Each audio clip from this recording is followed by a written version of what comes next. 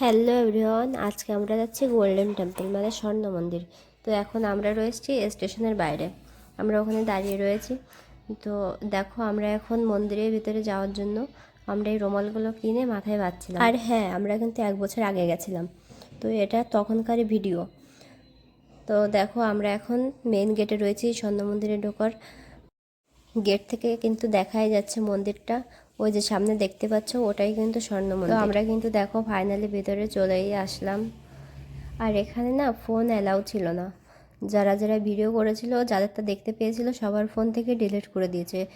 আমাদের সাথে যারা ছিল তাদের ফোন থেকেও ডিলিট করে দিয়েছিল। তো আমরা একটু চুরি চুরি করে ভিডিওটা করে নিয়েছিলাম, তোমাদের সবার সাথে একটু শেয়ার করবো। যে হাতে যাদের লাঠি দেখতে পাচ্ছ, ওরাই কিন্তু এখানকার দেখাশোনা করে। তো এরাই বারণ করছিল যেন ফোনে ভিডিও না করা হয়। এই দেখো, এই লোকটা বলছে।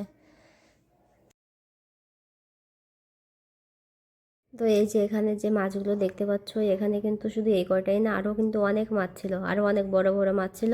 তো এই মাছগুলো দেখতে কত সুন্দর লাগছে, তাই না? আমরা স্বর্ণ মন্দির দর্শন করে লঙ্গর খেয়ে তারপরে আমরা গেছিলাম এই যে দেখো বাঘা বর্ডার, যেটা পাকিস্তান আর ইন্ডিয়া বর্ডার।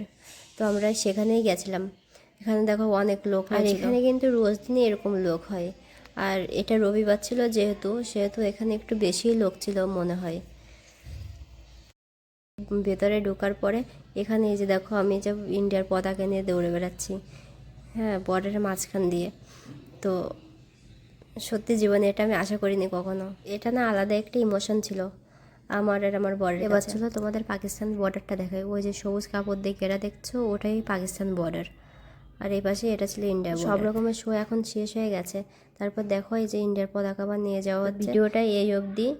তো ভিডিওটা যদি ভালো লাগে অবশ্যই কমেন্ট করে বলে যেও। Tata, bye bye.